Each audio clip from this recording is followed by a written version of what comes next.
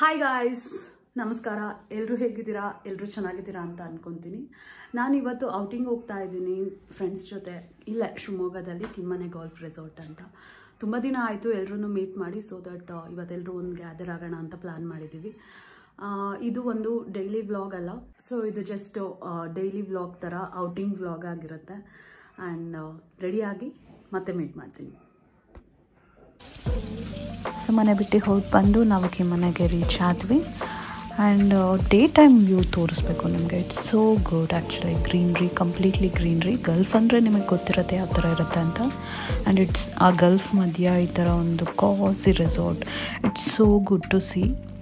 Day time even photos ತುಂಬ ಚೆನ್ನಾಗಿ ಬರುತ್ತೆ. ನಮ್ಮದು ಡಿನ್ನರ್ ಪ್ಲ್ಯಾನ್ ಆಗಿದ್ದರಿಂದ ನಾವು ನೈಟೇ ಬರಬೇಕಾಗಿತ್ತು.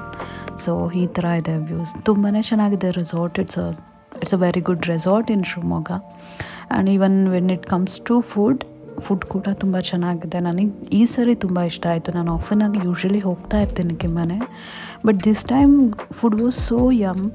ತುಂಬ ಇಷ್ಟ ಆಯಿತು ಫುಡ್. ಸೊ ಎನಿ ರೆಕಮೆಂಡೇಷನ್ ಯಾರು ಬರೋರಿದ್ದರೆ ಖಂಡಿತ ಈಗ ಹೋಗಿ. ಪ್ರಾಬಬ್ಲಿ ಶೆಫ್ ಚೇಂಜ್ ಆಗಿದ್ದಾರೆ ಅನಿಸುತ್ತೆ. ಫುಡ್ ತುಂಬಾ ಚೆನ್ನಾಗಿತ್ತು. ಸೊ ಇದು ಬಾರ್ ಏರಿಯಾ ಅಲ್ಲಿ ಮೇಲೆಗಡೆ.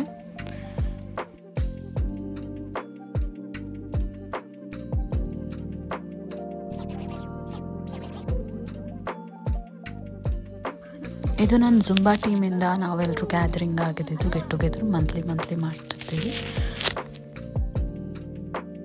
ಸೊ ಹೀಗೆ ಕೇಕೆಲ್ಲ ಕಟ್ ಮಾಡಿಕೊಂಡು ಎಲ್ಲರೂ ಒಟ್ಟಿಗೆ ಡಿನ್ನರ್ ಮಾಡಿಕೊಂಡು ನಾವು ಮನೆಗೆ ವಾಪಸ್ ಆದ್ವಿ. ಹಾಗೆ ರೀಲ್ಸ್, ಫೋಟೋಸ್ ಎಲ್ಲ ಕ್ಲಿಕ್ ಮಾಡಿ ಈ ಥರ ಒಂದೊಂದು ಸಲ ಫ್ರೆಂಡ್ಸ್ ಜೊತೆ ಅಥವಾ ಹೀಗೆ ಗ್ಯಾದರಿಂಗ್ ಹೋಗೋದು ಎಷ್ಟು ಖುಷಿ ಕೊಡುತ್ತೆ ಅಲ್ವಾ.